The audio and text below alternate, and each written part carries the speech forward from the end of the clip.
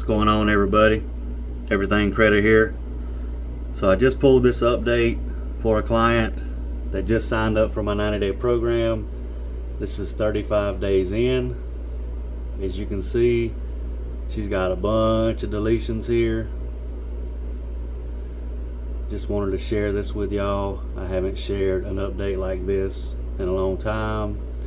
Several living fundings, several student loans, credit cards,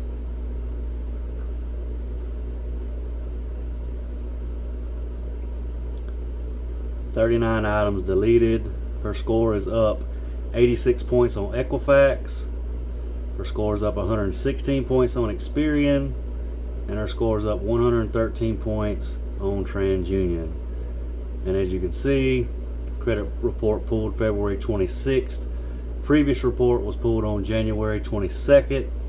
If y'all have any questions, leave them in the comment or send me an email. I'll put that information in the description of the video.